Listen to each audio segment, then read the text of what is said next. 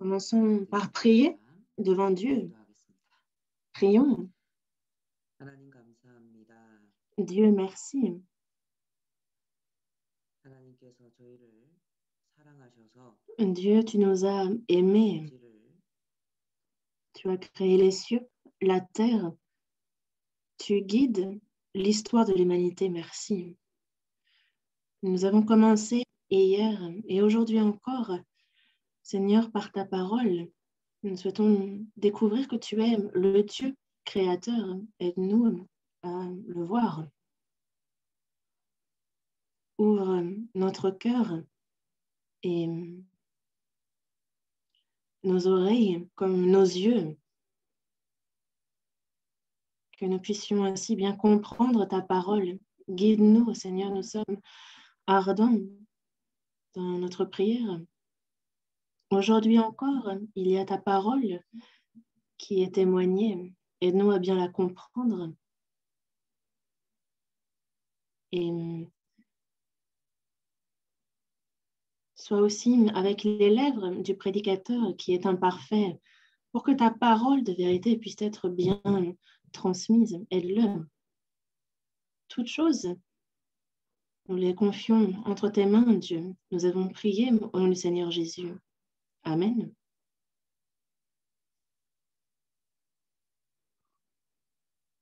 Ouvrons la Bible à la Genèse, chapitre 1, verset 1.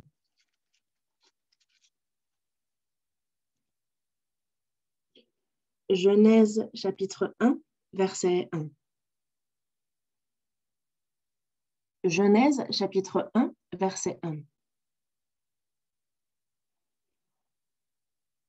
Dieu se présente ici dans ce premier verset.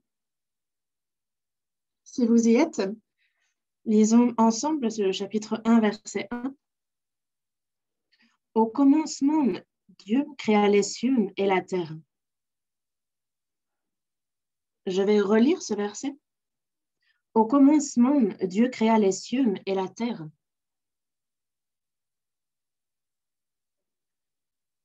Au commencement, Dieu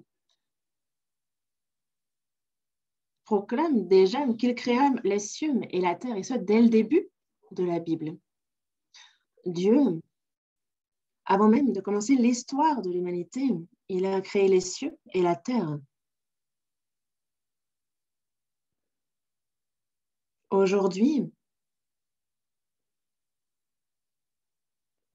nous allons réfléchir à Dieu, le Créateur.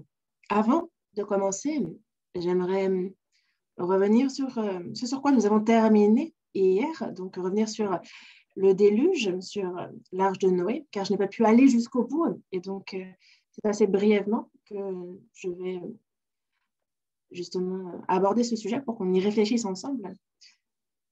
Je partage mon écran.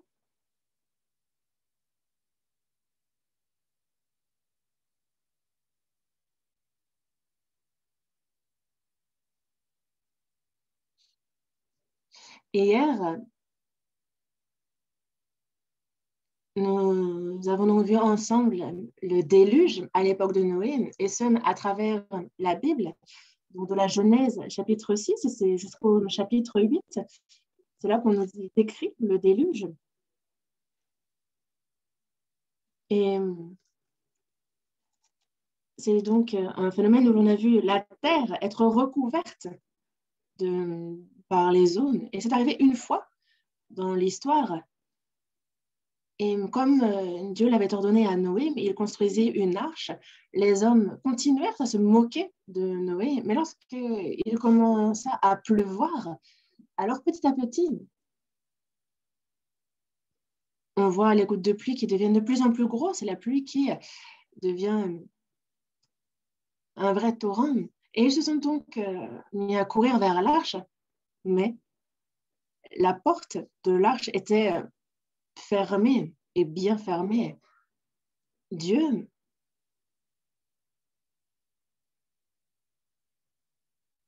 après que Noé et qu'un mâle et une femelle de chaque espèce animale soient montés dans l'arche, Dieu ferma la porte. Mais durant 7 jours, Dieu patienta afin que ceux qui voulaient monter dans l'arche puissent y monter. Il patienta donc 7 jours pour que qu'ils puissent monter dans l'arche. Mais c'est une opportunité que repoussa les hommes. Et donc, personne, hormis la famille de Noé, n'est monté dans l'arche. Il n'y avait que Noé et ces 7 autres membres de sa famille. Mais peu importe combien les hommes ont regretté de ne pas être montrés dans l'arche, cela ne servait à rien. Et de quoi est-ce qu'on parle ici? C'est qu'il y a un temps pour recevoir le salut, pour être sauvé. Et c'est quand nous en avons l'occasion, c'est quand c'est encore le temps, selon Dieu, qu'il est important d'être sauvé, quand Dieu accorde encore le salut. Car même les plus hautes montagnes furent recouvertes par l'eau, comme nous le dit la Bible. Mais il y a une chose à laquelle il faut donc réfléchir dans ces cas-là. Si toute la terre a été recouverte par les eaux, s'il y a donc eu un grand déluge, comme décrit dans la Bible, et c'est vraiment un phénomène gigantesque, on peut s'interroger, est-ce que ça arriva réellement? Car, par exemple, ce n'est pas, on peut se dire, ça reste du domaine de l'incroyable. Et certains vont croire aveuglément, se dire, bon, je n'ai pas les preuves, mais je vais croire en cela parce que bon, c'est la parole de Dieu, donc je vais suivre cette parole. Ça part d'un bon cœur, mais vérifier les preuves, justement se dire vérifier pour avoir une foi plus ferme en la parole de Dieu, est encore une meilleure attitude. On a vraiment besoin d'avoir ce cœur qui cherche aussi à vérifier si cette parole est bel et bien celle de Dieu. Et si, par exemple, pour le cas du déluge, si les hommes ont recouvert toute la terre, alors ça a donc dû être déjà assez perturbant de voir cela. On peut s'interroger sur est-ce que l'arche a pu, elle, résister à une telle pluie et se demander, mais alors, où sont passées aussi les eaux? On peut s'interroger sur l'arche. Est-ce qu'elle avait pu résister aux grandes eaux? Mais concernant cette arche, nous avons énormément de preuves. Et on peut s'interroger aussi sur le fait que est-ce que l'arche avait la capacité de contenir tous les animaux, un mâle et une femelle de chaque espèce. L'arche faisait 138 mètres de long, 14 mètres de haut et 23 mètres de large. Et donc, ce n'était pas simplement un petit bateau. Et on est ici vraiment c'est un autre standard au niveau de l'arche. Et donc, on peut s'interroger sur la stabilité, sur la sécurité que pouvait donner l'arche. Mais justement, en fait, c'est des essais qui ont été faits concernant l'arche pour voir si vraiment c'était un bateau sûr, si c'était stable aussi. Et il a été confirmé que oui, c'était bel et bien un navire parfait dans ses proportions, parce qu'on est à 40 mètres de hauteur pour une vague, par exemple, qui peut bien faire 40 mètres de hauteur. L'arche était bien supérieure aux navires qui sont pourtant à la pointe des techniques navales qu'on a actuellement, donc elle résiste même bien mieux. Et pour sa contenance, est-ce qu'elle a pu contenir justement un mâle et une femelle de chaque espèce animale? Sur Terre, si l'on met un mâle et une femelle de chaque espèce animale, il est dit que l'arche ne serait remplie pourtant qu'un tiers de sa contenance. Dans ce monde, on a à peu près 3000 espèces de mammifères. Donc, si on fait le calcul, on en est à peu près à 3000 espèces de mammifères, 5500 espèces de reptiles. Et pour les amphibiens, on est à 1100 espèces et 8000 espèces pour les oiseaux. Dans ces cas-là, on a un total de 17 600 espèces.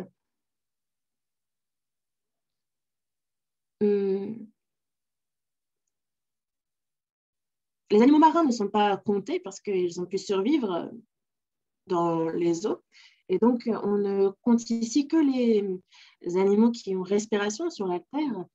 Et si on fait le calcul, vu qu'il y avait un mâle et une femelle, on multiplie ce chiffre par 2 et on obtient donc 35 200 animaux. Et il y avait donc, par exemple, des animaux gigantesques tels que l'éléphant. Et en même temps, il y avait certains animaux qui, eux, sont vraiment tout petits, que ce soit les souris, que ce soit les insectes. En fait, ils sont donc d'une envergure bien moindre. Et donc, concernant les 35 200 animaux, si on essaie de trouver une moyenne, on s'arrête aux proportions de l'agneau, qui est une bonne moyenne entre les plus gros et les plus petits animaux. Et en fait, si on réunit un mâle et une femelle de chaque être vivant, on peut à peu près en compter 125 280. Et pourtant, malgré ce nombre, cela ne remplirait qu'un tiers de l'arche. Et on se rend donc de l'envergure qu'avait l'arche et qu'elle pouvait largement contenir un mâle et une femelle de chaque espèce animale. Ils auraient pu être même plus nombreux. À l'époque, si les hommes s'étaient dit « Ah, il faut monter dans l'arche », si c'était repenti, alors il y aurait eu largement la place pour un grand nombre d'entre eux, afin qu'eux aussi montent et soient sauvés du déluge. Mais les hommes ont rejeté l'amour de Dieu. Mais alors, on dit de la terre qu'elle fut recouverte par les eaux du déluge, mais on attend des preuves. Il y a de très nombreuses preuves sur cette terre. Est-ce vrai que toute la terre fut submergée par les eaux? On en a des preuves sur toutes les hautes montagnes, sur les hauts sommets, que ce soit au Canada, au Mexique, au Chili, on en a aussi au Royaume-Uni, en Corée comme en Russie. Et on en retrouve aussi en Afrique du Sud et tout comme en Australie. Dans les Alpes aussi, même au sommet des Alpes, on a justement des traces prouvant que les Alpes aussi furent recouvertes par les eaux. On a l'Everest, donc le mont le plus élevé sur Terre, n'est-ce pas? Et même l'Everest porte des traces comme quoi il fut recouvert par les eaux, qu'il fut recouvert complètement. Si vous regardez un peu ces stries, en fait, ces strates, vous le connaissez, vous avez dû apprendre ça au lycée, ce sont justement des strates qui se forment en milieu marin.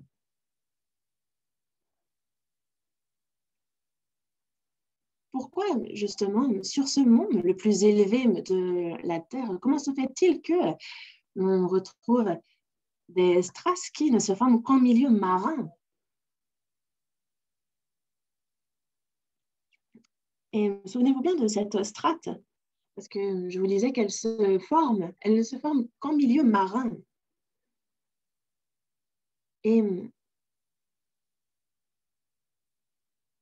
justement, si on examine cette partie-là, est-ce que l'on retrouve ou non, par exemple, des fossiles d'animaux marins, des fossiles de coquillages? On en retrouve. Ce genre de fossiles que l'on ne devrait retrouver que dans la mer, que proche des océans, on en retrouve aussi au sommet de l'Everest. Vous avez ici donc l'Himalaya, le mont l'Everest. Et regardez ce qu'on appelle la ceinture jaune. Là, on y retrouve justement des fossiles, et on retrouve un grand nombre des fossiles que l'on devrait retrouver en milieu marin. On les retrouve sur le mont Everest. Ils ne sont pas partis pique-niquer sur la montagne. On en retrouve aussi sur la cordillère des Andes.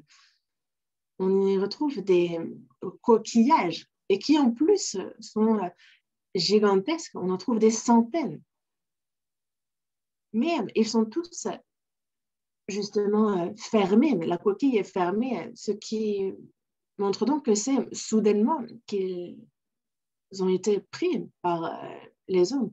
Et regardez par exemple cette huître qui est gigantesque, elle a été fossilisée. Et donc toutes les coquilles sont fermées. Et c'est donc qu'elles ont été enfouies, elles ont été prises par les sédiments, par la terre, alors qu'elles étaient vivantes. Et ce sont donc à des milliers de mètres de hauteur que l'on retrouve donc des fossiles que l'on ne devrait retrouver qu'en milieu marin. Comment ça se fait? On retrouve même des squelettes de baleines. Et vous en avez ici deux. On dirait peut-être même qu'il y a un petit. Mais en tout cas, elles ont été enfouies soudainement et ont été fossilisées. Mais ce qui est le plus surprenant, c'est qu'on découvre ces os dans les sommets des montagnes.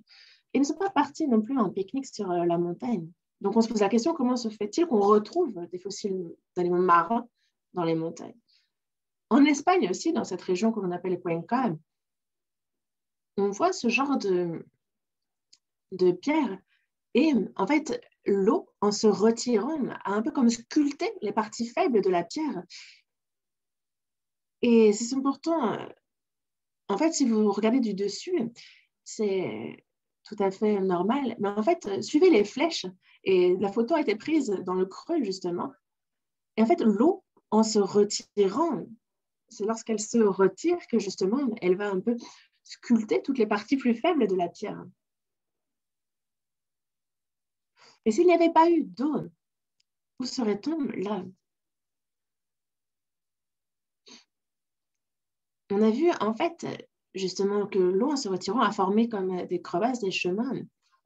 Et on retrouve encore là des fossiles d'animaux marins que l'on ne devrait pas retrouver dans cette région. Ils vont même jusqu'à les vendre en souvenir. Est-ce que cela ne vous surprend pas? On est ici encore dans les montagnes. Pourquoi retrouve-t-on des fossiles d'animaux que l'on ne devrait retrouver qu'en milieu marin? Comment se fait-il qu'on les retrouve dans la montagne? Tous ces fossiles devraient être retrouvés en milieu marin. Et en Espagne aussi, on se rend compte que les sommets espagnols aussi sont retrouvés ensevelis par les eaux. Le Canada ne fait pas exception. Vous voyez ici les mêmes strates. En fait, j'y suis passée 2 fois et vous voyez le curseur. Et il y a en fait une route qui suit justement ce curseur que je désigne avec mon curseur. Il y a une route que l'on peut suivre en bus et je l'ai moi-même pris 2 fois. C'est à peu près 1 heure de trajet. En fait, c'est vraiment assez long, mais toutes les montagnes sont semblables à celles sur la photo. Elles ont vraiment ces strates que l'on retrouve sur chacune d'elles. Et ce sont encore des strates qui ne se forment qu'en milieu marin. Et ce sont justement lorsque les eaux sont montées sur les rocheuses que l'on voit justement. En fait, c'est pareil pour toutes les rocheuses. Elles ont toutes la même apparence. Et c'est à cause de l'eau, justement. Et dans les environs, aux alentours, on retrouve toujours ces fossiles que l'on ne devrait retrouver qu'en milieu marin. Et on en retrouve en grande quantité. Mais comment se fait-il que l'on découvre ça au Canada, au sommet des Rocheuses? C'est que fut un temps où la montagne fut recouverte, même momentanément, par les eaux. Justement, en fait, il y a diverses sortes de fossiles qui prouvent bien par leur emplacement que le déluge eut lieu.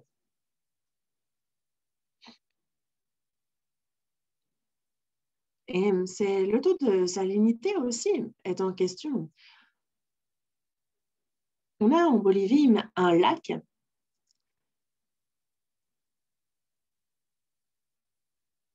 et ce n'est pas de l'eau, justement, ce n'est pas de l'eau sans sel, ce n'est pas de l'eau des fleuves, ce n'est pas de l'eau qu'on retrouve normalement dans les continents.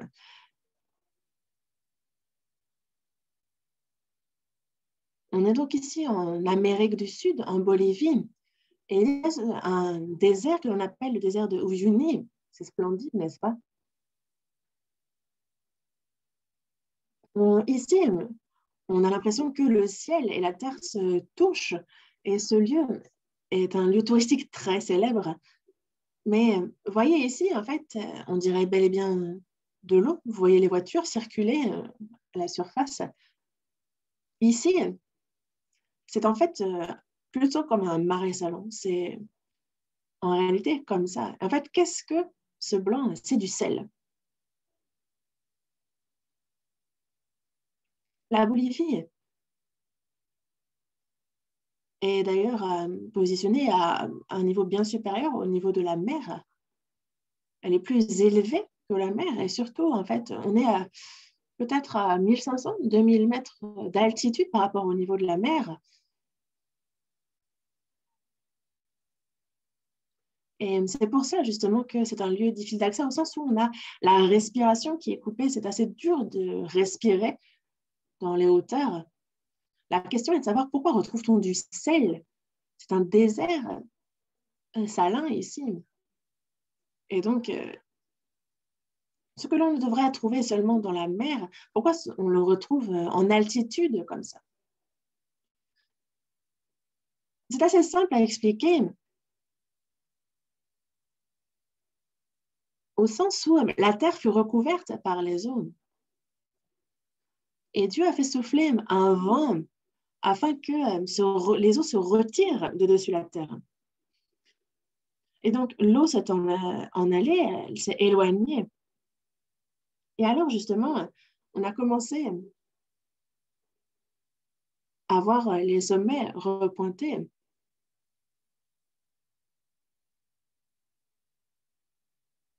Et donc, ici, c'est vraiment un lieu très, très salé.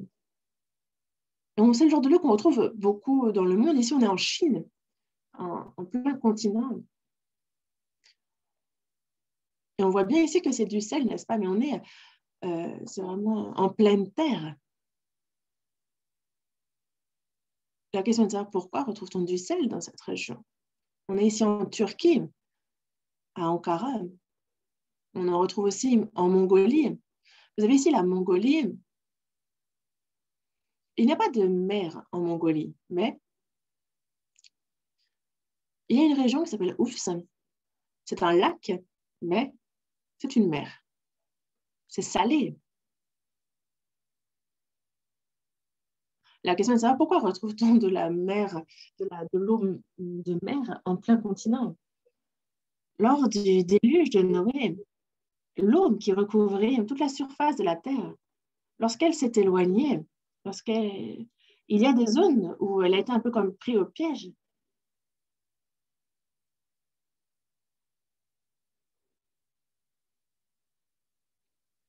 Regardons un peu ce qui concerne le charbon. Quand on regarde le charbon, il est donc vraiment clair que toute la terre fut recouverte par les eaux. Parce que vous savez comment se forme le charbon? En fait, le charbon vient de l'écorce des arbres. C'est vraiment l'écorce des arbres qui, justement, par exemple, ça va flotter sur un arbre qui flotte sur les eaux. On voit l'écorce qui, elle, va toucher le fond. Elle va s'enfoncer, cette écorce. Et après, elle va commencer vraiment à se transformer.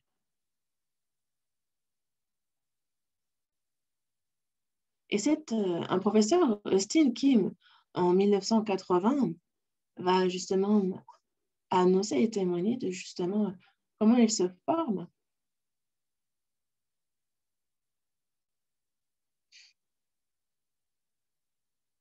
Et on voit ici en bleu les pays qui, justement, extraient et vendent le charbon. On se dit, tiens, est-ce qu'il n'y en a pas en Afrique? Non, c'est qu'ils ne l'extraient pas et qu'ils ne l'utilisent pas. On a beaucoup de déserts aussi. Mais le charbon, c'est vraiment l'écorce les arbres, vous avez ici du charbon. Et si vous regardez, vous voyez bien que c'est de l'écorce d'arbre, n'est-ce pas? En 1980, il y a donc un chercheur, Austin, qui a témoigné de ça, par exemple, au mont Sainte-Hélène, donc qui a explosé. En fait, c'est un volcan. Et justement, on a vu donc tous les arbres qui étaient là, qui se sont retrouvés, en fait, le lac qui était dans la vallée s'est retrouvé complètement recouvert par tous les arbres qui ont été propulsés, qui ont explosé. Et en fait, si vous regardez ici, il n'y a plus d'écorce sur les arbres. Toute l'écorce, elle s'est enfoncée au fond. Et donc, des nageurs ont plongé pour aller voir. Ils se sont rendus compte que déjà, justement, en fait, ça formait le charbon. Et on voit les arbres, les troncs, qui, eux, vont commencer à s'élever parce que pas une question de poids. Et justement, en fait, c'est quelque chose qui arrive aussi, qui arriva à l'époque de Noé, parce que justement, les arbres, justement, ont connu le même sort à l'époque. Et en fait, ils sont à la verticale et ils se retrouvent justement soudainement pris par les, les fonds, justement, en fait, à la verticale, par la rapidité de la montée des eaux. Et c'est pour ça qu'on voit vraiment des fossiles d'arbres aussi qui sont à l'horizontale. On se demande, tiens, comment se fait-ce qu'un tronc d'arbre se trouve là, à la verticale, dans les strates. Et en fait, ce n'est pas un cas isolé. On est ici en France, à Saint-Étienne. Au Canada aussi, on retrouve le même phénomène. En Angleterre aussi.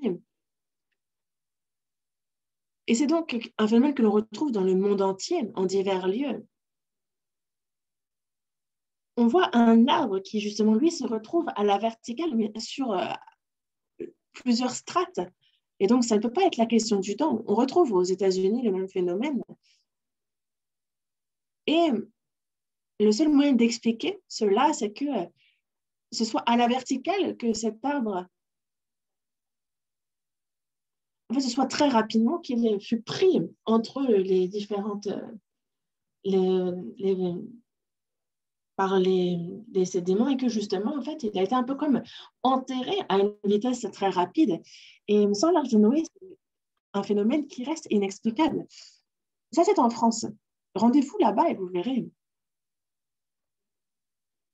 Et en fait, tous ces fossiles, en fait, attestent bien, ils avèrent le déluge et l'Arche de Noé.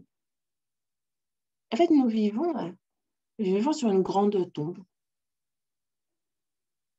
Concernant l'Arche de Noé, je ne peux pas m'attarder trop sur ce point-là, mais quelle est la preuve concernant l'arche en elle-même? Il suffit déjà, par exemple, de retrouver l'arche, n'est-ce pas? Ça, ce serait décisif. Et justement, on a retrouvé l'arche sur les monts Ararat, comme la Bible le dit, en Turquie. C'est à la frontière turque où on retrouve les monts Ararat, qui s'élèvent à 5165 mètres. C'est très élevé, n'est-ce pas? Donc, les monts sont recouverts de neige, et ce, constamment, sont des neiges éternelles. Mais il y a encore des personnes qui, justement, se rendent sur place pour voir. Beaucoup qui croient en la Bible, justement, souhaitant voir l'Arche de Noé, se rendent sur place pour observer l'arche. Et beaucoup ont été témoins, justement, de l'arche. Certains l'ont vraiment touché. Certains en ont même pris des morceaux de bois qui la constituaient. En Russie, ils ont envoyé des forces militaires et ils en ont pris des photos. Et récemment, c'est une équipe hongkongaise qui s'est rendue sur place et qui a pris des photos, des vidéos. L'arche de Noé a été retrouvée. Et c'est assez on peut être fier. En fait, il y a Fernand Navarra, c'est un Français. Et justement, en fait, il s'est rendu sur place avec son fils. Et alors, il retrouva l'Arche de Noé. Et il en a ramené des bouts. Il a également pris des photos souvenirs. Il a donc coupé des morceaux et envoyé justement à des centres de recherche qui ont avéré que c'était un arbre qui datait d'il y a plus de 5000 ans. Ce sont les résultats des analyses. Et on a découvert l'Arche de Noé justement dans les sommets du mont Ararat, dans les neiges. Donc, il a été retrouvé sur les monts d'Ararat en Turquie. Et la forme de l'arche est exactement celle décrite dans l'Ancien Testament par la Bible. Et on a l'équipe hongkongaise qui s'est rendue sur place récemment. Ici, vous avez non pas l'arche en elle-même, mais justement, c'est un musée qui a été fait un cinquième de l'arche. En fait, pourquoi je vous montre ça? C'est afin que vous réalisiez un peu les proportions. Vous regardez, par exemple, ici, l'éléphant, vous vous rendez compte qu'à l'arche, était vraiment gigantesque. Et donc, vous pouvez voir que contenir tous les animaux n'était pas difficile. Ça a commencé jusqu'en 2004, 2006 et 2008. En fait, ils sont rendus sur place avec une expédition, mais ils n'ont pas pu trouver l'arche. Et c'est en 2009 qu'ils sont remontés et qu'ils ont enfin trouvé l'arche. Et c'est en avril 2010 qu'ils ont donc fait une conférence de presse et qu'ils ont exposé ce qu'ils avaient trouvé. L'arche de Noé a été découverte en Turquie. Ils sont entrés dans 7 espaces différents. Ils ont pris des vestiges et des photos, des vidéos sur place de ces 7 espaces. Et justement, en fait, ils ont également pris du bois, de ce bois qui a été, on le voit bien, sculpté. Donc, c'est vraiment, là, on sent la touche de l'homme, on sent la main de l'homme, que ce n'est pas juste du bois enfoui sous la neige. Et la question est de savoir que fait un tel navire sur les sommets de Mont Ararat. Et ce n'est pas une entreprise possible que de déplacer un tel navire dans la montagne. Et c'est vraiment quand les eaux ont reculé lors du déluge que le mont Ararat s'est retrouvé pris.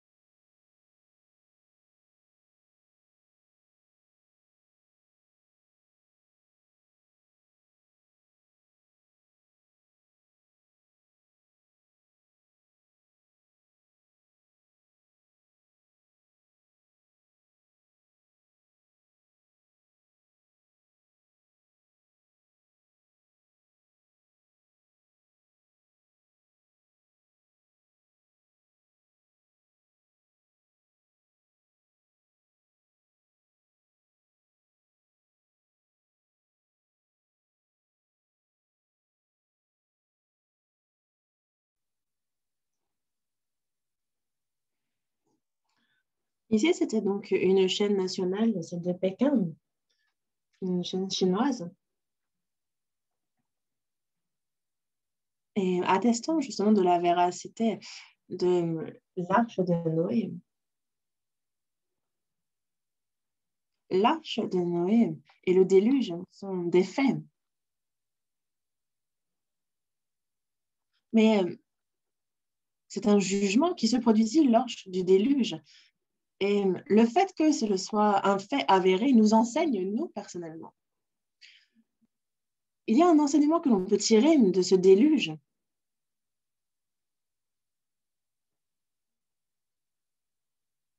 Dieu créa les cieux, la terre, il créa l'homme, la femme. Il est passé au jardin d'Éden et leur dit de ne pas manger de l'arbre de la connaissance du bien et du mal. Mais l'homme désobéit à cet ordre, il fut puni et chassé du jardin d'Éden. Et le jardin d'Éden fut enfoui, enseveli sous terre. Il entra dans les profondeurs de la terre et ensuite l'homme s'est enfanté un grand nombre de descendants et donc l'homme est devenu de plus en plus nombreux. La terre a donc été remplie de l'homme et quand la terre est remplie de l'homme, elle se remplit également du péché. Et au point que Dieu n'a pas d'autre choix que de juger la terre pour ce qu'elle commet. Et c'est par les eaux qu'il jugea la terre. Mais dans la seconde épître de Pierre, chapitre 3, dans le verset 6, il est dit que c'est par ces choses que le monde alors périt, submergé par l'eau. À l'époque, il nous parle ici donc de l'époque du déluge, à l'époque de Noé et de l'arche. Le monde d'alors, c'est le monde de Noé à ce moment-là. Mais désormais, par la même parole, c'est donc par la même parole les cieux et la terre d'après sont gardés et réservés pour le feu, pour le jour du jugement.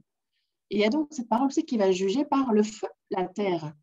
Après le déluge, justement par les eaux, et le jugement de la terre par les eaux, on voit que Noé, lui, et les membres de sa famille, ensuite, ils ont repeuplé aussi la terre. Mais il y a une chose qu'il nous faut savoir, c'est que lorsque le monde, justement, lorsqu'il est rempli des hommes, il serait bon que la terre soit remplie de la bonté aussi, qu'elle soit remplie du bien. Mais au contraire, c'est l'injustice, ce sont les disputes, l'adultère devant Dieu, divers péchés qui sont commis lorsque les hommes se multiplient sur la terre. Plus il y a d'hommes et plus l'iniquité se multiplie aussi sur terre. Et en cette fin des temps que l'on connaît aussi en ce moment, il y a donc pour Dieu pas d'autre choix que de juger la terre. Et il a dit dans sa parole, juger la terre par le feu.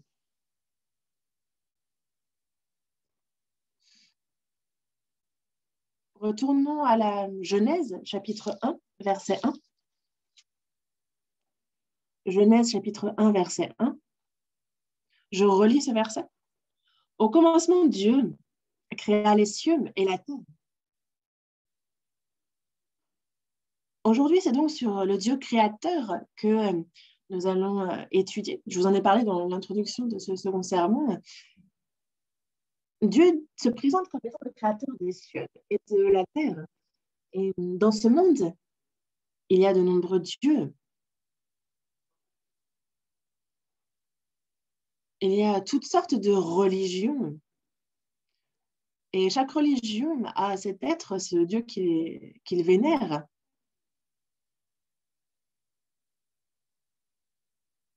Mais est-ce qu'il suffit d'être vénéré par des hommes pour être Dieu? Non, Dieu est très clair dans sa parole. Il dit être le créateur des cieux et de la terre. Quand on parle de Dieu, celui qui n'a pas créé toute chose ne peut pas être Dieu. Et certains se méprennent, disant, ah, il y a Dieu, et il y a le Dieu auquel moi je crois, il y a Dieu, qui est peut-être un peu supérieur, il est juste un petit peu plus puissant.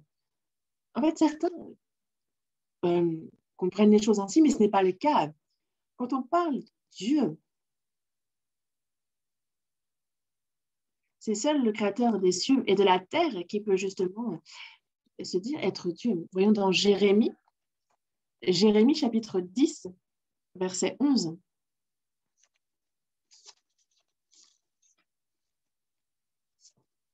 Ça, il faut vraiment être clair sur ce point. Voyons dans Jérémie, chapitre 10, verset 11. Lisons ce verset ensemble. Vous leur parlerez ainsi. Les dieux qui n'ont point fait les cieux et la terre disparaîtront de la terre et de dessous les cieux. Les dieux qui n'ont point fait les cieux et la terre, il y a donc ce genre de dieux-là, eux qui ne sont pas les créateurs, mais on dit d'eux qu'ils sont des dieux parce qu'il y a des hommes qui les adorent et les vénèrent. Mais que dit Dieu lui-même? Qu'ils disparaîtront de la terre et de dessous les cieux. Ils disparaîtront. S'ils ne sont pas le créateur, alors ils ne peuvent pas être Dieu. Peu importe combien de personnes croient en eux, s'ils ne sont pas le créateur des cieux et de la terre, alors ils ne peuvent pas devenir Dieu. Et quelle que soit la religion dans ce monde, il n'y en a aucune qui, dès le début, commence par présenter Dieu comme étant le créateur des cieux et de la terre. On ne trouve ça nulle part ailleurs dans le monde et dans aucune autre religion. Regardez un peu les autres livres, justement. Il n'y en a aucune religion n'avance que son Dieu a créé les cieux, la terre. Et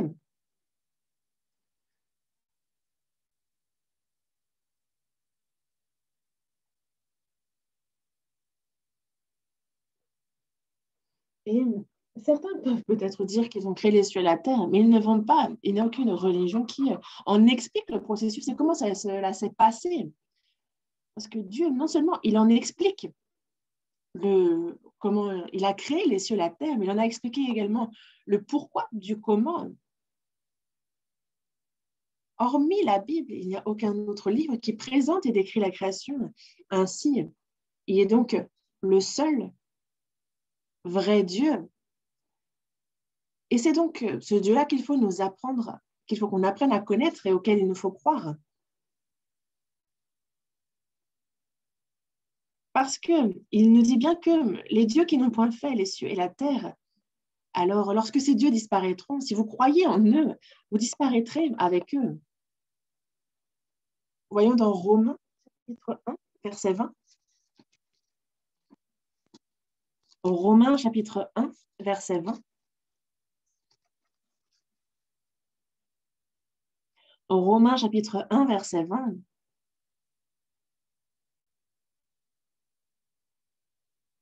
Si vous avez trouvé, on lit ensemble. En effet, les perfections invisibles de Dieu, sa puissance éternelle et sa divinité se voient comme à l'œil depuis la création du monde. Quand on les considère dans ses ouvrages, ils sont donc inexcusables.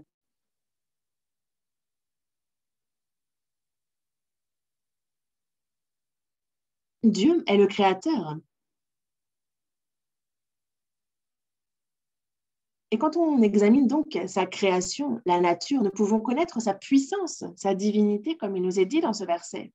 Quand on parle de nature divine, sa divinité, on peut connaître donc sa puissance, on peut connaître qui il est, quel genre de Dieu il est à travers sa création. C'est ce qu'il nous dit ici. Quand on examine sa création, alors on voit sa dextérité, on peut voir réellement qui il est. En fait, il y a qui il est qui transperce à travers sa création. Et lui qui est le créateur des cieux et de la terre, il est un Dieu d'amour. Il est réellement un Dieu d'amour. Voyons dans Ésaïe, chapitre 45. Ésaïe, chapitre 45. On cherche directement dans la Bible les versets importants. Et on reviendra sur ces versets, ils apparaîtront sur les diapos un peu plus tard. Ésaïe, chapitre 45, verset 18. Lisons ensemble encore ce verset. Car ainsi parle l'Éternel, le Créateur des cieux, le seul Dieu, qui a formé la terre, qui l'a faite et qui l'a affermie, qui l'a créée pour qu'elle ne fût pas déserte, qui l'a formée pour qu'elle fût habitée. Je suis l'Éternel, et il n'y en a point d'autre.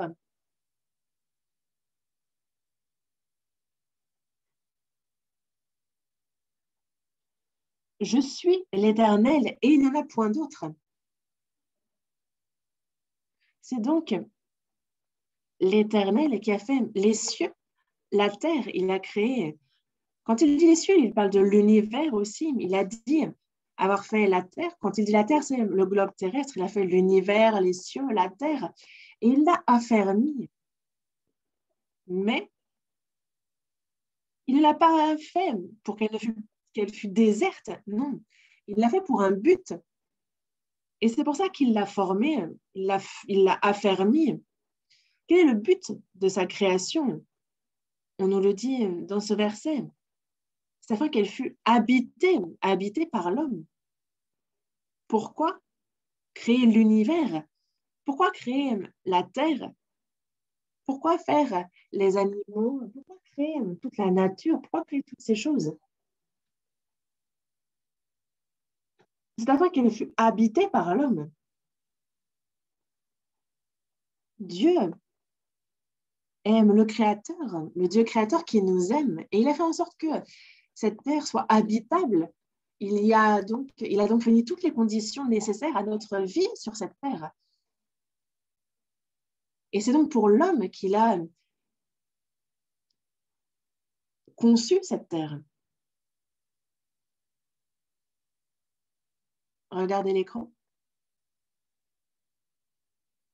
C'est le verset que nous avons lu tout à l'heure dans Romains, donc chapitre 1, verset 20. Et donc sa puissance éternelle et sa divinité, elle se voit comme à l'œil quand on considère justement sa création, quand on l'observe. Quand on regarde un peu la nature, on se dit, ah tiens, comment ça se fait, on est surpris, n'est-ce pas, par la nature ou par le globe terrestre, par l'univers, mais pas seulement. Des fois, simplement à travers une feuille, n'est-ce pas?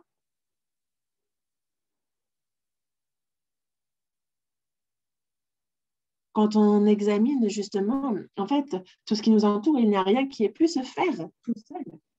Quand on examine la création, on voit véritablement la puissance éternelle et la divinité. On peut voir Dieu à travers. Si vous regardez un peu ces bâtiments, vous avez ces gratte-ciel. Le premier est à Dubaï, il me semble. Et c'est donc un bâtiment qui est aux Émirats arabes et qui vraiment pointe très haut. Et ça ne s'est pas fait tout seul. Quelqu'un a conçu les plans. Il y a un architecte qui est derrière ça. Il n'y a aucun bâtiment de ce genre qui se fasse tout seul. Celui qui est à côté, en plus, il vrille. Et en plus, il y a un côté artistique dans ce bâtiment-là. Il y a donc quelqu'un derrière qui a conçu les plans, qui l'a dessiné. Et on peut savoir un peu qui il est. Et en France aussi, nous ne sommes pas en manque. On a la Tour Eiffel. Elle ne s'est pas construite toute seule. Lors de sa construction, des photos ont été prises. On a des clichés de l'époque. On voit qu'elle a été construite. C'est pas le vent a soufflé et il y a eu la Tour Eiffel. Non, on en a les plans d'ailleurs. On peut voir avec quel matériau elle a été construite, quelle est sa structure, justement comment sur quoi elle est fondée en fait. Et il y a donc des plans précis que les architectes ont suivis pour construire cette tour. Et c'est donc en fait on voit ici la dextérité de l'homme pour cette construction. Et c'est ce qui aussi, c'est une tour qui permet aussi d'élever le nombre de touristes qui viennent visiter le pays. Mais ce n'est pas tout. Regardez un peu cette niche. Elle ne s'est pas faite toute seule. Et il faut la dextérité pour faire une telle niche. Regardez, elle est vraiment complexe.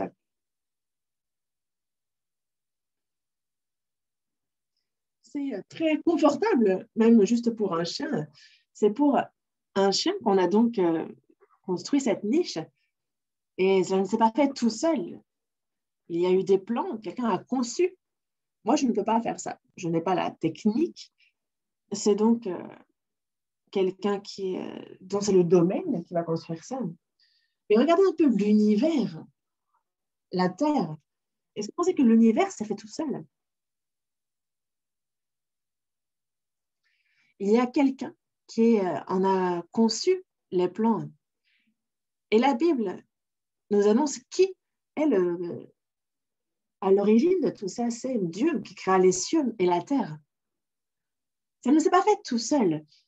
Il l'a fait déjà pour que l'homme y habite, pour qu'elle fût habitée par l'homme. Regardez un peu ici. Il a dit quand je fondais la terre, donc il l'a affermi, donc il y a eu des bases, des fondements à cette terre. Il nous parle aussi des dimensions qu'il a fixées, des cordeaux. Les dimensions nous parlent vraiment du poids, nous parlent de la masse d'une chose, alors que le cordeau, lui, c'est plus pour calculer les distances. Donc, on nous parle de distance. Donc, ici, c'est une question de poids, de masse, de distance. La Terre, justement, est très éloignée du Soleil. Et comme vous le voyez à l'écran, elle ne quitte pas cette zone verte. Parce que si elle quitte si elle se rapproche, ne serait-ce même qu'un tout petit peu, alors elle brûle. Et si elle s'éloigne, ne serait-ce même qu'un tout petit peu, alors elle gèle. Et c'est pour cela que l'homme ne pourrait pas y habiter. Et c'est donc dès le départ que Dieu, lorsqu'il fit la terre, il fixa la distance avec le soleil, entre le soleil et la terre, afin que l'homme puisse y habiter. Ce qui est surprenant, c'est que une année, c'est 365 jours, une journée, c'est 24 heures, et il n'est pas arrivé un moment que cela change, et la Terre tourne en suivant ce rythme-là.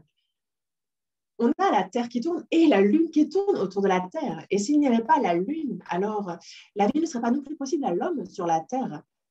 C'est parce qu'il y a la Lune aussi qu'il y a les marées, qu'il y a donc la marée qui monte, qui redescend. La mer aussi, elle doit suivre un cycle parce que sinon, elle pourrirait, mais il n'y aurait aucun être vivant dans les mers. Et donc, c'est la Lune qui est aussi très importante pour la vie de l'homme sur Terre. Et ce n'est pas tout. Le Soleil lui-même est en mouvement, mais la Terre tourne autour du Soleil. Et ce n'est pas tout, en fait. On a aussi Mercure, Vénus, on a Mars et toutes les autres planètes aussi qui tournent ensemble. Et si vous quittez la Terre, vous voyez par exemple, il y a Jupiter qui est gigantesque. Et c'est vrai que sur Terre, on est très nombreux. Et ce serait tellement mieux qu'on ait une Terre de la taille de Jupiter. On pourrait alors tous y être à l'aise. On n'aurait pas à s'inquiéter de la population mondiale qui augmente.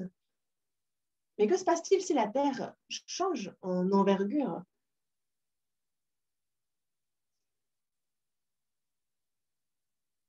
En fait, pour quelle raison est-ce que Jupiter est si grande?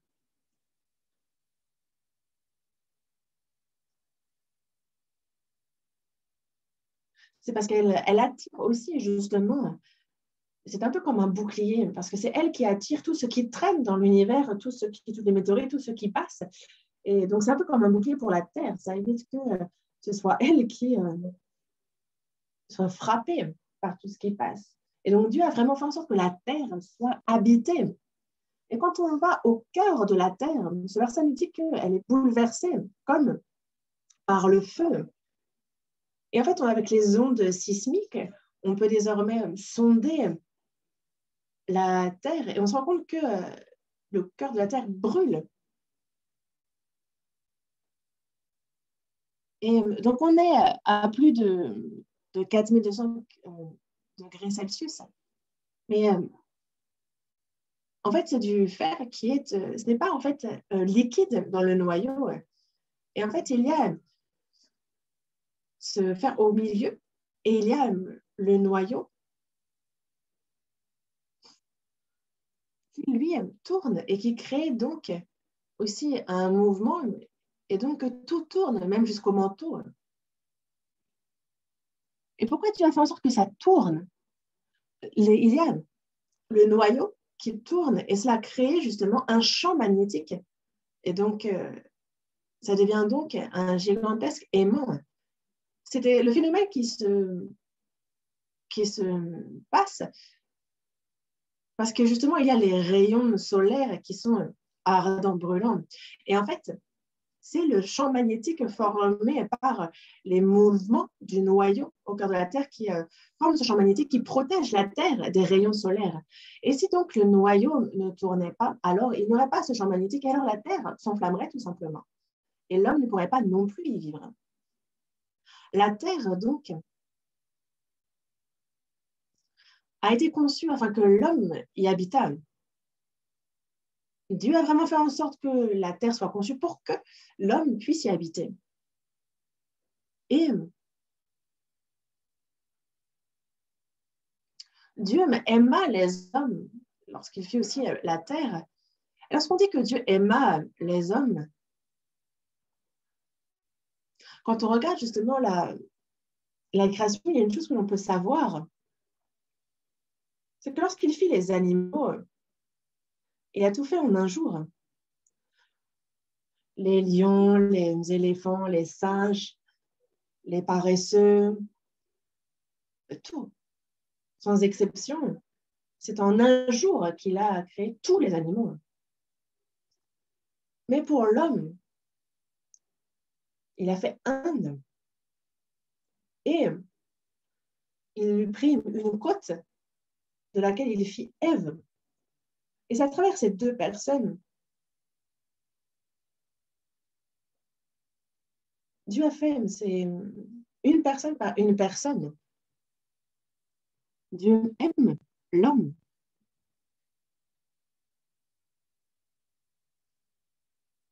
C'est dans la Genèse, chapitre 2, verset 7, il est dit que l'Éternel Dieu forma l'homme de la poussière de la terre. Dieu forma l'homme de la poussière de la terre. Et vous dites, pourtant j'ai une chair, je suis de la poussière de la terre, je suis de la terre. C'est le cas, même si on peut en douter quand on regarde notre chair. Mais quand on regarde les éléments qui composent le corps humain, et quand on, justement, ce sont exactement les mêmes éléments qui composent le corps humain que ceux qui composent la terre. Et donc, l'homme, lorsqu'il meurt, on l'enterre. Et une fois qu'il est sous terre, que se passe-t-il? Il retourne à la terre. Il est bien dit, retourne à la terre d'où tu viens. Et c'est exactement là, le corps de l'homme est de la terre. Et c'est pour ça que si vous ressortez un cercueil, que vous en ouvrez le couvercle, vous vous rendrez compte qu'un corps mort, il n'en reste ou n'entend que de la terre. Et moi-même, j'ai été témoin de ça, je l'ai vu. Mais j'étais jeune. Et il y a quelque chose qui m'a vraiment marqué, ça reste encore maintenant, ça s'est gravé dans ma tête. On a donc un cercueil et qu'on recouvre de terre. Et donc, personne ne peut entrer dans le cercueil, n'est-ce pas? Personne ne peut entrer, parce qu'en plus, c'est recouvert de terre. Mais on a ressorti le cercueil et on a ouvert le cercueil. Et à l'intérieur, il y avait de la terre. Et on s'interroge d'où vient la terre qui est à l'intérieur du cercueil. Et en voyant ça, moi, j'étais très surpris. Il n'y avait pas que des os, non, c'était de la terre. On se dit, est-ce que c'est le cercueil qui a pourri ou est-ce que... Et donc, il y a eu un trou et donc, est-ce que c'est la terre qui est entrée à l'intérieur? En fait, j'ai regardé le cercueil parce que ça m'a surpris, mais il n'y avait rien à redire du cercueil. Et j'étais jeune, certes, et je me suis demandé d'où venait cette terre. Et selon vous, d'où elle vient? On est de la poussière de la terre, et donc quand on meurt, on retourne le corps à la poussière de la terre. Et c'est pour ça que vraiment l'homme, lorsqu'il meurt, son corps retourne à la poussière de la terre parce qu'il est formé de la poussière de la terre. Dans le psaume 139, verset 14, il est dit « Je te loue de ce que je suis une créature si merveilleuse. » Merveilleuse, c'est vraiment surprenant quand on s'examine. Regardez un peu votre corps. Ici, on voit le réseau sanguin, ici, c'est le cœur qui bat à plus de 10 000 fois par jour, plus de 100 000 fois, ouais. Et donc, il bat toute la journée. Et donc, le cœur ne s'arrête pas. Et ça, toute notre vie. Et vous me voyez bouger ma main, n'est-ce pas? Vous voyez, je suis en train de... Le mouvement que je fais par la main, c'est un ordre de mon cerveau pour ma main qui me dit, ah, serre, ouvre. C'est un ordre que mon cerveau donne. Mais on ne donne pas d'ordre, n'est-ce pas, à notre cœur. Le cœur ne s'arrête pas parce qu'on le lui a ordonné, il ne bat pas parce qu'on le lui a ordonné. Non. Il y a plusieurs organes comme ça que l'on ne contrôle pas. Et le cœur en fait partie. Et justement, lorsque le cœur s'arrête, alors on meurt. Mais le cœur, justement, n'attend pas les ordres pour battre.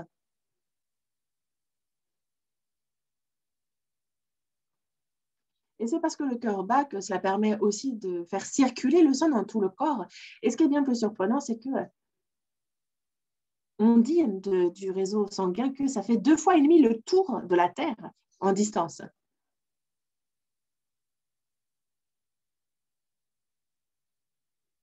Et vous avez un peu un réseau sanguin qui fait 2,5 fois le tour de la Terre, qui est à l'intérieur de votre corps. Ça ne vous surprend pas? Vous n'avez pas l'air surpris, mais si justement ça bloque à un endroit, alors justement, quand on a justement les veines et tout ça qui bloquent, alors ça fait que l'homme peut en mourir. Et donc tout ce réseau sanguin a été mis dans le corps, et c'est vraiment surprenant. Dieu a aimé l'homme. Et c'est pas moi qui l'a fait, et il l'a fait merveilleux. Regardez un peu ici, ce sont des yeux. C'est vraiment merveilleux. Non? Ici, en fait, c'est vraiment zoomé. Ça peut être un peu terrifiant et un peu dégoûtant en même temps. Mais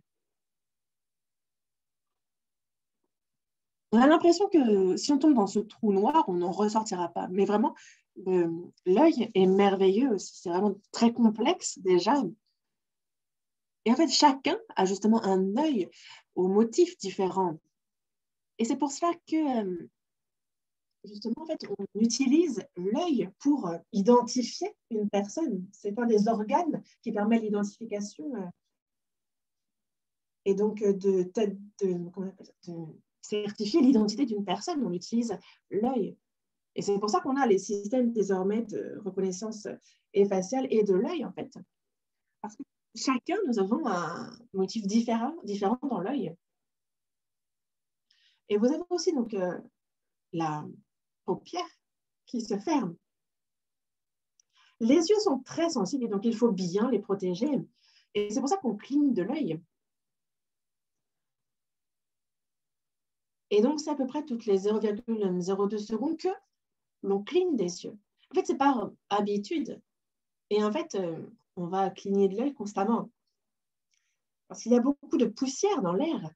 Et c'est afin de nettoyer donc l'œil aussi que l'on cligne de l'œil automatiquement.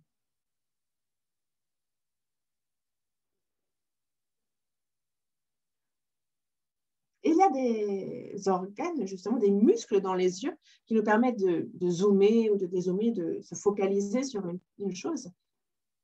Et c'est vrai que on regarde justement au loin, puis on regarde plus près, on zoome sur quelque chose. En fait, on utilise ainsi notre œil. Et donc, les muscles de nos yeux, vraiment, sont beaucoup mis à rude épreuve. Et par exemple, quand on voit les mouvements que font l'œil, c'est un peu comme si, c'est l'équivalent, par exemple, si vous utilisez votre muscle pour marcher 18 km par jour. Mais c'est l'œil qui fait l'équivalent de l'effort que les gens fournissent sur 18 km de marche par journée. Et vous savez pourquoi, justement, en fait, on voit que l'œil est formé ainsi, que nous avons l'œil qui est rond. Mais si vous regardez un squelette, un crâne humain, vous verrez que le trou, lui, n'est pas rond. En fait, ce n'est pas le cas. Quand on dessine un squelette, on fait les yeux ronds, mais ils ne sont pas ronds. Parce que si c'était rond, alors là, il ne pourrait pas tourner. C'est un carré. Et c'est ce qui permet justement de bien faire tourner l'œil. Et s'il avait été rond, en fait, s'il y avait eu un quelconque problème ou un choc, alors l'œil sortirait. Et donc, on voit combien est-ce que le corps de l'homme a été fait de manière merveilleuse. On voit la terre qui est ronde elle aussi, mais si elle était plate,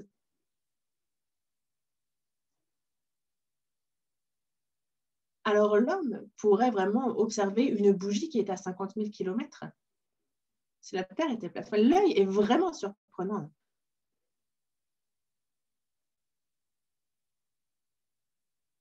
Et justement, l'œil humain peut discerner jusqu'à 100 000 couleurs. Elle discerne justement jusqu'à 100 000 couleurs. Donc, on ne se rend pas compte de la complexité vraiment de l'œil. Est-ce que vous pensez que c'est le fruit d'évolution? Les yeux ont été, dès le départ, créés dans ce but. Ils ont été conçus et faits ainsi dès le départ. Il a vraiment fait les choses de manière merveilleuse. Il a fait les choses de manière surprenante. Et il en va de même pour la formation de l'homme. Et il souffla dans les narines de l'homme un souffle de vie, et l'homme devint un être vivant. Dieu fit l'homme de la poussière de la terre, et il souffle un souffle de vie dans ses narines pour le rendre vivant. L'homme a vraiment été aimé par Dieu.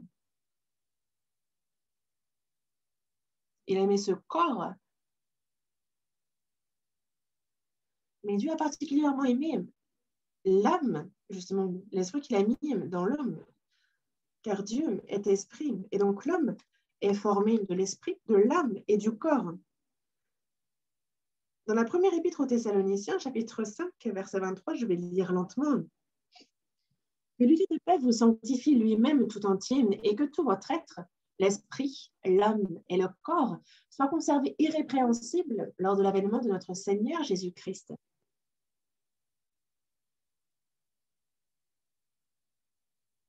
Dieu a formé l'homme de l'esprit, de l'âme et du corps, comme il nous le dit ici.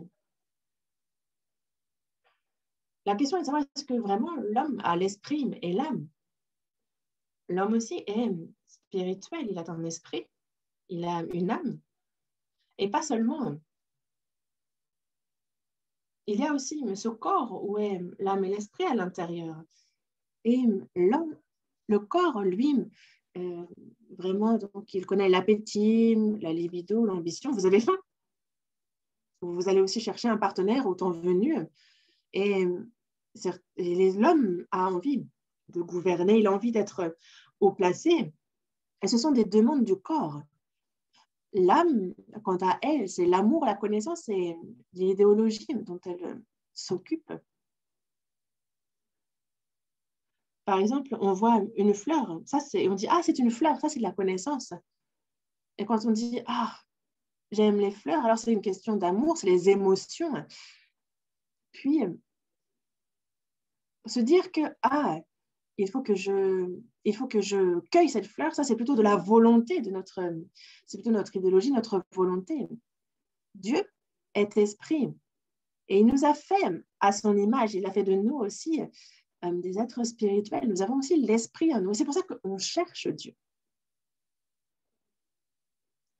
Sans avoir besoin de preuves. En réalité, rien qu'avec notre conscience, nous pouvons savoir que Dieu existe bel et bien. Et l'homme, parce que c'est un être spirituel, l'âme, l'esprit vit éternellement. Et c'est pour ça que nous aussi, nous aimons ce qui est éternel. Quand on vit, on veut vivre éternellement. Quand on aime, on veut aimer éternellement, que cet amour dure toujours. Et c'est pour ça que, en fait, on a peur aussi d'une punition éternelle. On a peur de l'enfer. C'est vraiment la conscience qui réagit face à ces réalités. Nous souhaitons vivre éternellement. Et c'est vraiment, en fait, justement, l'esprit qui réagit à ça. L'homme, est vraiment spirituel. Et quand on examine notre cerveau, c'est vraiment surprenant. On a notre corps, on a les os, on a les muscles, on a tous les nerfs, on a tout ça qui a été vraiment très bien conçu. C'est vraiment merveilleux. Mais où se trouve vraiment la valeur de l'homme?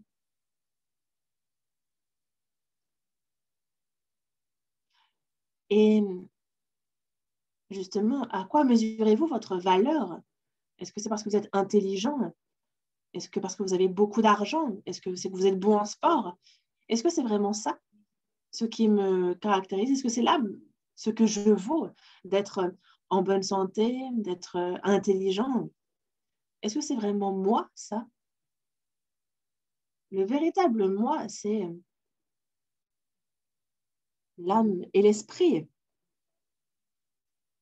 Et ce corps n'est que la coquille dans laquelle l'âme et l'esprit vivent.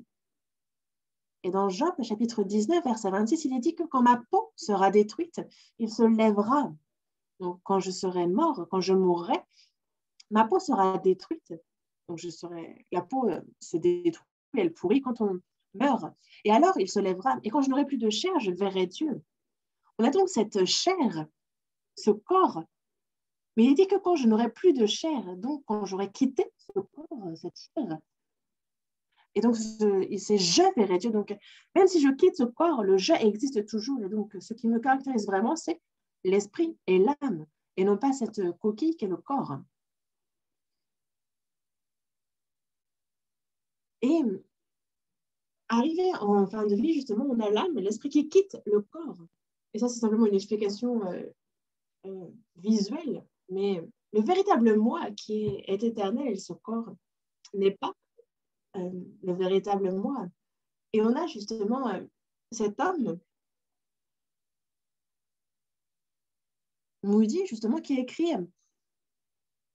et il a publié un livre s'intitulant La vie après la vie. Il a interrogé un grand nombre de personnes pour leur témoignage sur leur expérience de mort imminente. Et il en a cherché les points communs et a donc publié un livre résumant ces interviews. C'est un best-seller. Et on a aussi Maurice Rawlings, qui lui est cardiologue et lui aussi s'est intéressé au même phénomène de mort imminente, s'interrogeant sur est-ce qu'il y a bien un monde après la mort? Vous avez ici cet homme. C'est donc le professeur de Maurice. Et il parle de ceux qui reviennent de l'enfer, de ceux qui sont morts mais qui sont revenus à la vie. Et il y a un grand nombre de personnes qui ont fait cette expérience, qui se sont vues quitter leur corps, qui se sont vues observer de l'extérieur leur corps. Et après ça, il y a ceux qui sont revenus à la vie, qui sont revenus dans leur corps. Et donc, ce sont des livres qui recensent tous ceux qui ont eu cette expérience.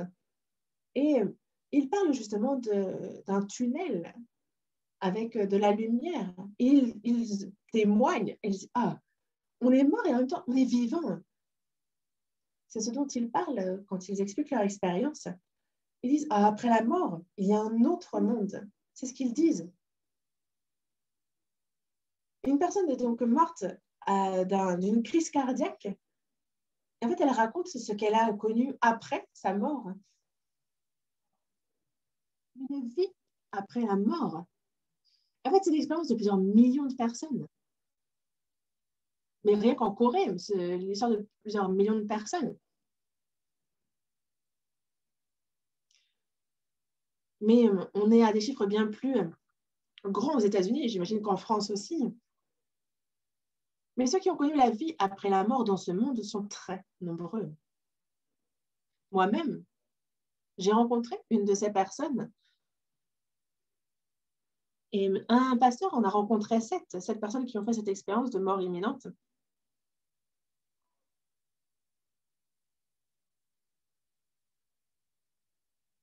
Et justement, très nombreux sont ceux qui rendent témoignage qu'ils ont fait cette expérience Et donc, l'homme n'est pas seulement composé de la chair et de ce corps. L'homme est spirituel, il a une âme et un esprit. Comme le corps sans âme est mort, oui, lorsque le corps meurt, alors la mort, c'est vraiment la séparation de l'âme et du corps. Dans Ecclésiaste, chapitre 12, verset 9, il est dit que la poussière retourne à la terre. Notre corps, c'est vraiment, il est formé de la poussière de la terre, et une fois qu'il meurt, il retourne à la terre. Mais l'esprit, lui, notre âme, notre esprit retourne à Dieu qui l'a donné. Et donc, lorsque notre esprit vient de Dieu et nous retourne à Dieu après notre mort, il faut donc se souvenir de notre Créateur avant que ça n'arrive. Moi, je suis donc un être spirituel.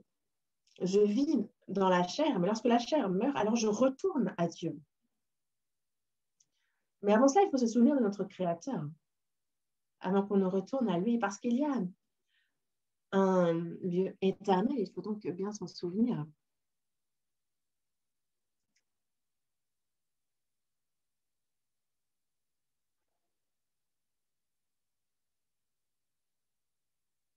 Et Dieu nous aime tellement, nous, hommes. Et c'est pour ça que Dieu, le Créateur, est un Dieu d'amour. La raison pour laquelle il nous a formés aussi, c'est par amour pour nous. Il a fait toutes choses pour nous aussi, parce qu'il nous aime. Et donc, il nous dit et nous invite vraiment à vivre éternellement dans le royaume des cieux, dans le paradis avec lui. Et c'est le but même pourquoi il nous donne la Bible. Mais l'homme échoua. L'homme tourna le dos à Dieu et a suivi sa propre voie. Dans le jardin d'Éden, Adam échoua. Et ses descendants, justement, ont échoué aussi. La terre fut remplie de la corruption et Dieu jugea la terre par le déluge.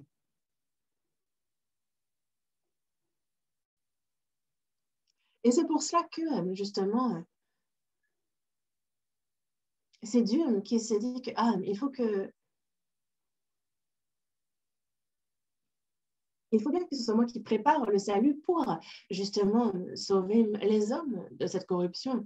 Et il s'est choisi donc Abraham, il en a fait son peuple, afin que l'homme puisse revenir dans ses bras, puisse revenir à lui, et donc ouvrir la voie de retour vers lui à travers ce peuple.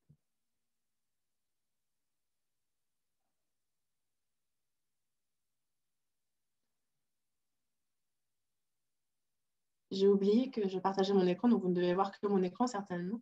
Et donc Dieu s'est choisi Israël. Pour quelle raison? Afin d'ouvrir la voie du salut. Il a donc choisi le peuple d'Israël, disant, tu es un peuple saint pour l'Éternel, ton Dieu. L'Éternel, ton Dieu, t'a choisi pour que tu fasses un peuple qui lui appartient entre tous les peuples qui sont sur la face de la terre. Il s'est choisi le peuple d'Israël. Et quelle est la raison de ce choix? Pour quelle raison? Afin qu'il témoigne de lui. On a ici la France et ici Israël.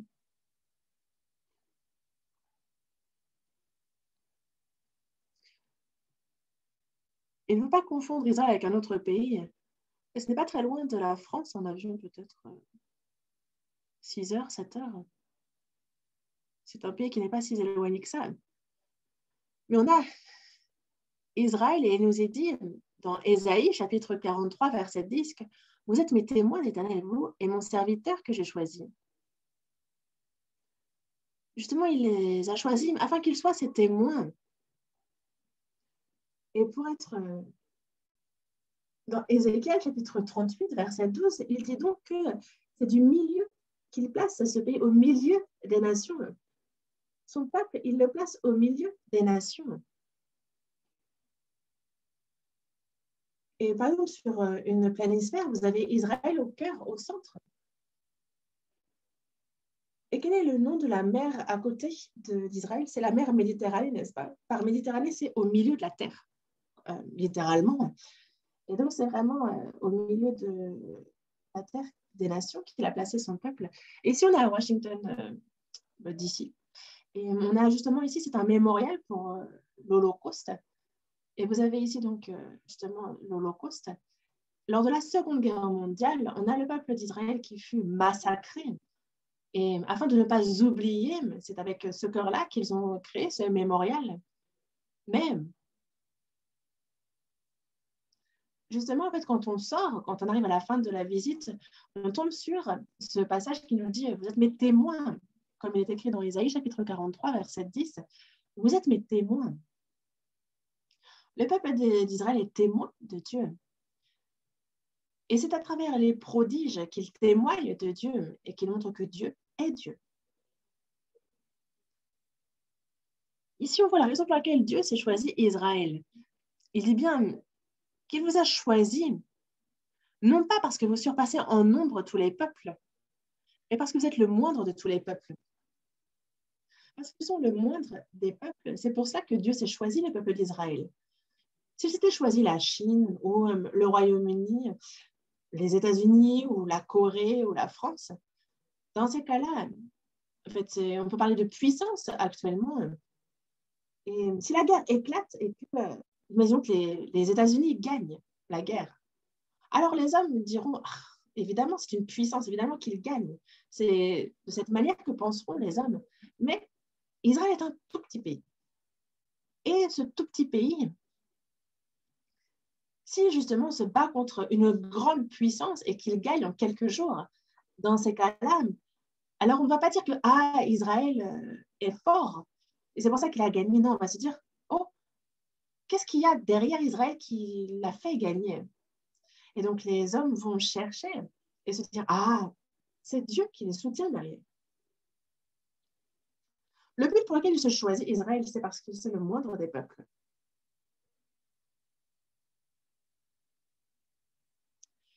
Et on a donc Abraham comme ancêtre du peuple d'Israël. Il s'est donc choisi Abraham. À 100 ans, il a un fils, Isaac. Isaac a pour fils Ismaël. Jacob, lui, a au moins 4 femmes pour certaines raisons. Et il a donc 12 fils. C'est beaucoup. Et le 11e de ses fils, c'est Joseph.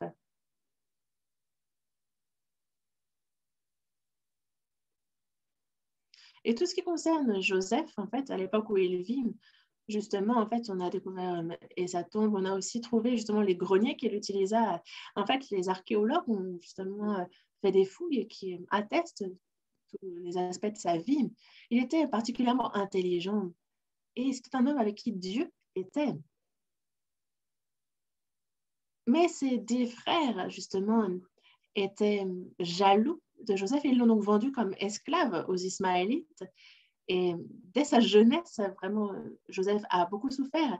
Il fut esclave, il fut serviteur, il fut emprisonné, mais il a surmonté toutes ces épreuves et il est devenu gouverneur d'Égypte.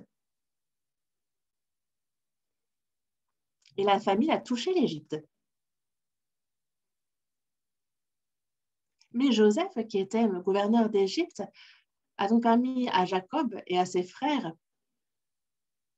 de venir en Égypte. Ils se sont donc rencontrés. Et il va faire en sorte que toute sa famille se déménage en Égypte. Et lui, Joseph, est gouverneur en Égypte et donc il reçoit très bien sa famille, ils vivent bien. Le souci est qu'une fois la famine terminée, il faudrait retourner d'où ils viennent. Il aurait fallu qu'ils retournent d'où ils venaient après la famine. Mais ils ont beaucoup aimé l'Égypte, ils y étaient bien, et ils étaient bien reçus, ils étaient à l'aise, c'était confortable de vivre en Égypte. Mais Joseph meurt, et tous ceux qui connaissaient Joseph sont morts. Et donc, c'est un nouveau pharaon qui est établi aussi. Et donc, ce nouveau pharaon remarque qu'en Égypte, il y a un peuple qui n'est pas égyptien. Il remarque le peuple d'Israël qui se multiplie. Et il sent justement le danger. Et donc, il les rend esclaves en Égypte. Et donc, le peuple d'Israël va donc durant 400 ans à vivre une vie de servitude en Égypte. Donc imaginez combien cela a dû être difficile. Ils ont construit les sphinx, les pyramides. Ils ont souffert jusqu'à mourir. Et c'est alors, et seulement à ce moment-là, qu'ils se sont souvenus justement de la terre promise par Dieu, la terre de Canaan. Ils ont prié Dieu de les sauver et de leur permettre de retourner dans la terre promise. Ils ont commencé à prier Dieu. Dieu les a entendus, les a exaucés. Il leur envoie Moïse. Il fend les eaux de la mer Rouge et permet au peuple d'Israël donc de quitter l'Égypte et de rejoindre Canaan. Et c'est ce qui est décrit dans le livre de l'Exode. Voyons un peu ce qui concerne l'Exode. Et c'est décrit dans le verset 14.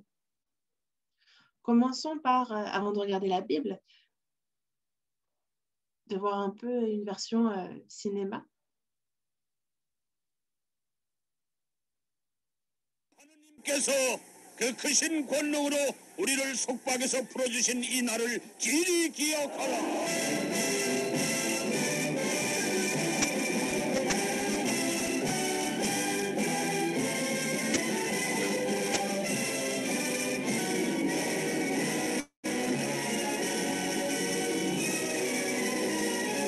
하나님께서 우리를 위해 싸우신 분. 그분의 전지전능하신 이 힘을 보라.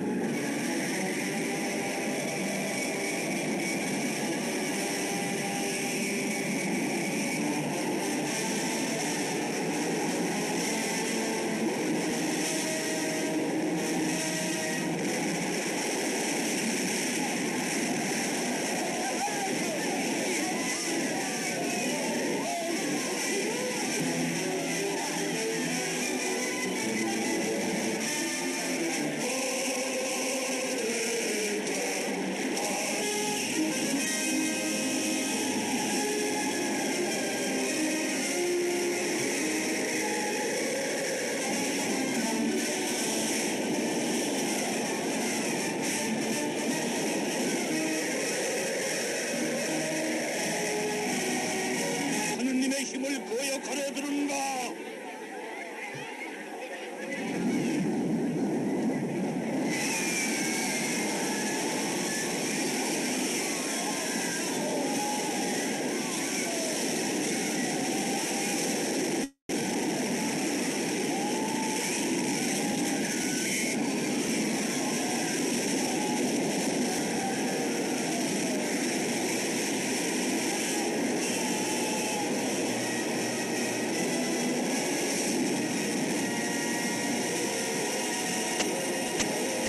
일으키사 바다를 다시 메우시리.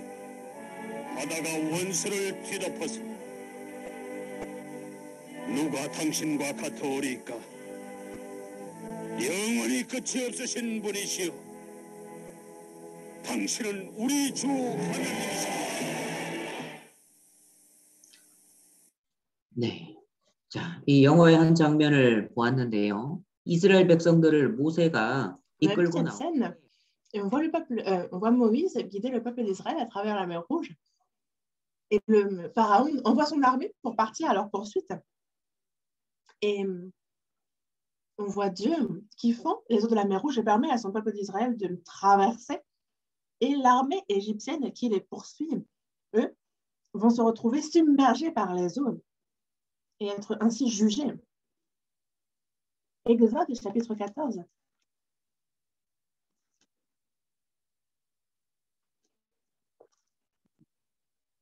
Exode chapitre 14. Et c'est difficile à croire, n'est-ce pas, avec notre raison, notre logique, on se dit, c'est impossible, ça n'a pas pu arriver. Mais en fait, la question n'est pas la bonne. On ne se pose pas les bonnes questions. La question est plutôt, est-ce qu'on en a des preuves? Ça, c'est la bonne question à se poser.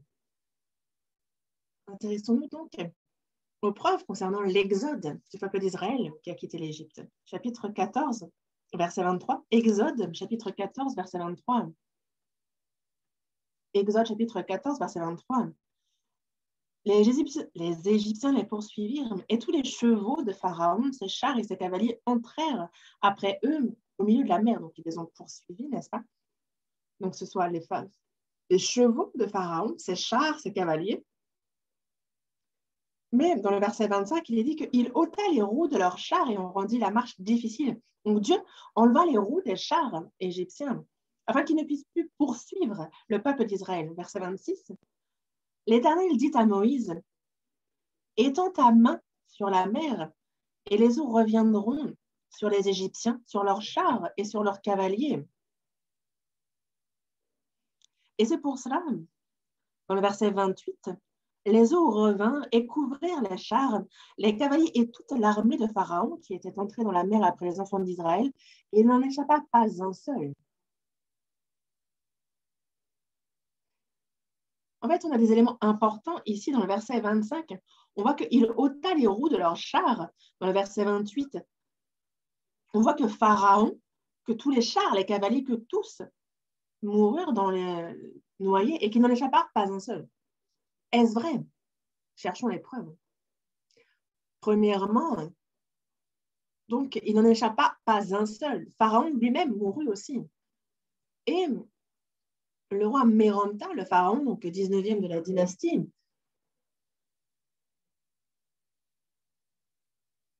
une étude a été faite justement et il a été annoncé que la momie de ce pharaon a été comparée à celle des autres et toutes les autres sont brunes. Toutes les momies sont brunes, marron, mais seule cette momie est blanche, grise. Elle a le visage déformé et en fait, les sourcils sont tombés et donc on les a dessinés. Pour les oreilles, en fait, elle a été déchiquetée. On a des traces de morsures, il en manque des bouts. Mais on peut s'interroger qui aurait pu justement s'en prendre au corps d'un pharaon. Ça ne peut être que des poissons qui ne savaient pas qui c'était. Qui pourrait mettre du sel sur le corps d'un pharaon? Qui pourrait faire ça? Et c'est donc bel et bien une preuve qu'il mourut noyé. Et donc, Méronptah, le 19e de la dynastie, est le pharaon qui poursuivit Moïse et qui mourut enseveli sous les eaux. C'est donc ce pharaon-là. Vous regardez, il est gris, blanc. Ses oreilles ont été déchiquetées.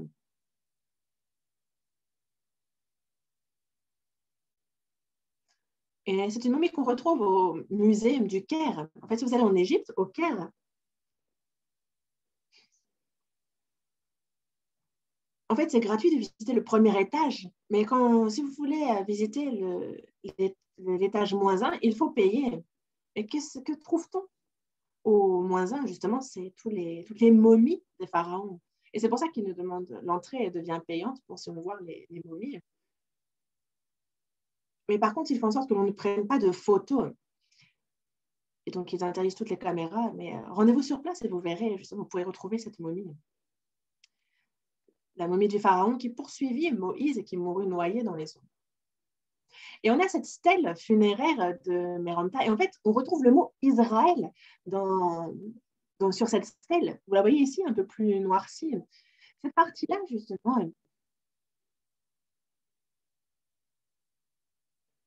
et en fait, c'est le mot Israël, juste là.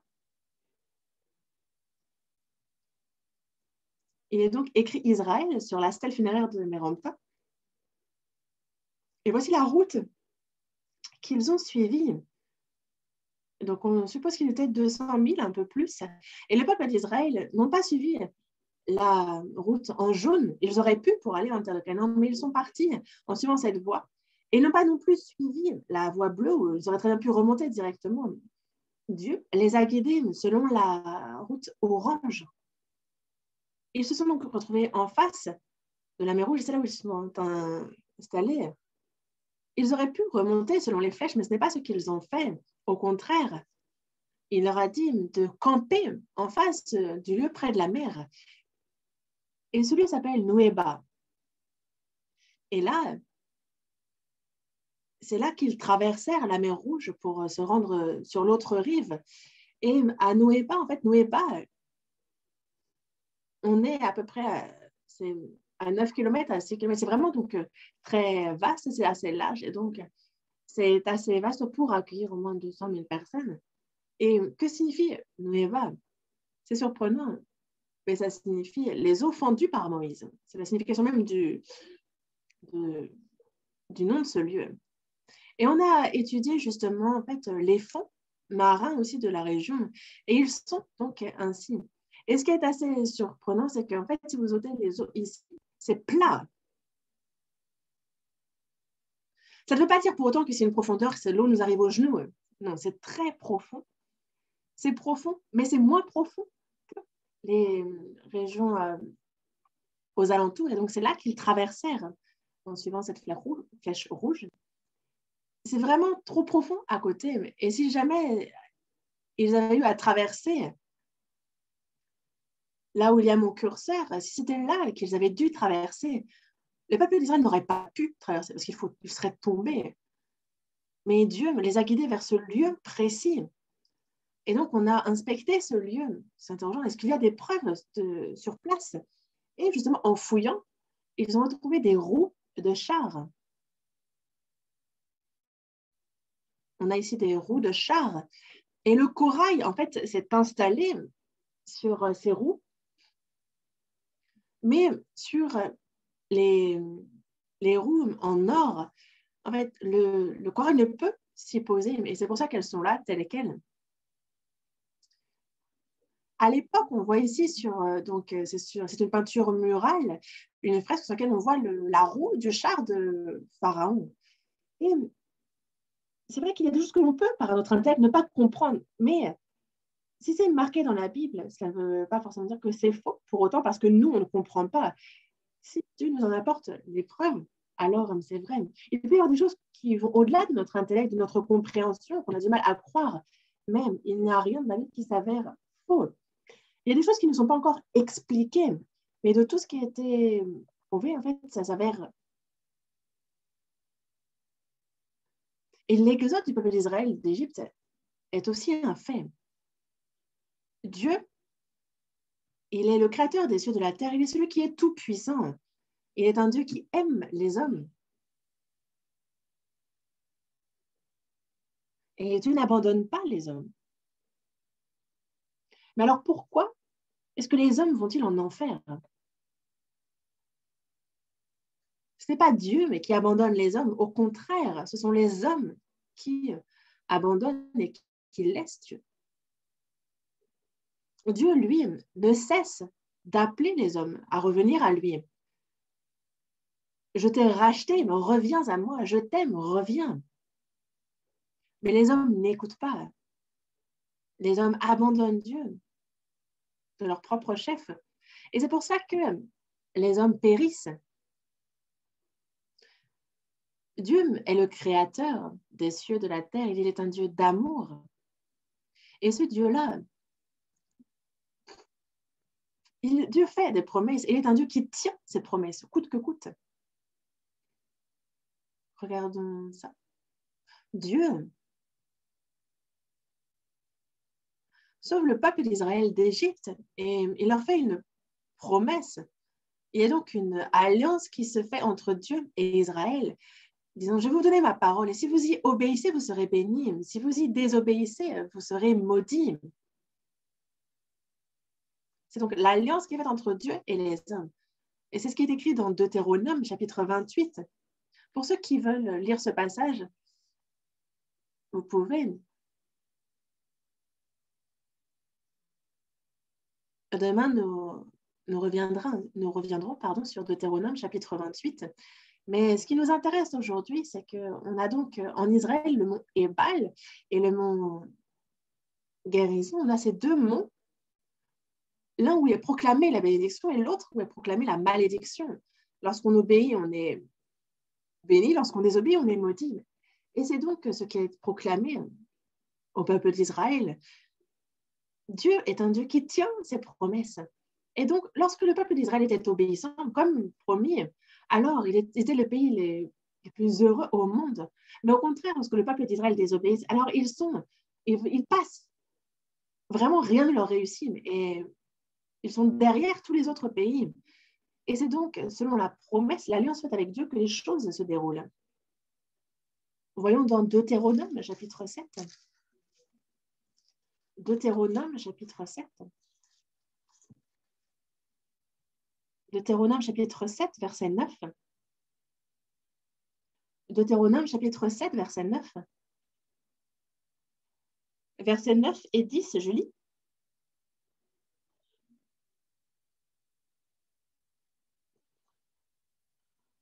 Sache donc que c'est l'Éternel, ton Dieu, qui est Dieu. Ce Dieu fidèle garde son alliance et sa miséricorde jusqu'à la 1000e génération envers ceux qui l'aiment et qui observent ses commandements.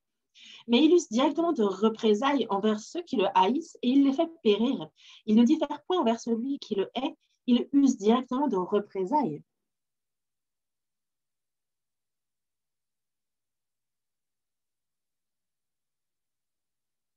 Dieu aime les hommes. Et c'est pour cela qu'il y a cette alliance qui fut permise entre Dieu et les hommes. Et celui qui a accepté cette alliance, c'est Israël. Dans Exode, chapitre 14, on voit que le peuple Israël fait donc l'expérience de la mer Rouge, dont les eaux sont fendues. Et quand on arrive au chapitre 19, on voit le peuple Israël qui dit en premier à Dieu, « Ah, nous observerons tous les commandements. » C'est Israël qui commence, c'est lui qui dit en premier. Ce n'est pas Dieu qui dit au peuple d'Israël, « Ah, vous devez faire alliance avec moi. » C'est Israël qui instaure cette alliance. Et comme cette alliance le dit, Dieu bénit lorsqu'il y a obéissance du côté du peuple d'Israël et il maudit lorsqu'il y a désobéissance. Et lorsque Dieu bénit, il bénit vraiment. Mais lorsqu'il châtie, parce qu'il y a désobéissance, alors il est aussi fervent dans la malédiction. Il est fidèle dans ses promesses. Il est celui qui tient ses promesses, coûte que coûte. Et on peut voir le plan de Dieu à travers le peuple d'Israël. Il sauve ce peuple par des miracles afin qu'il croie en Dieu, qu'il croie en lui. Et à travers eux, il va faire mettre sur papier l'Ancien Testament.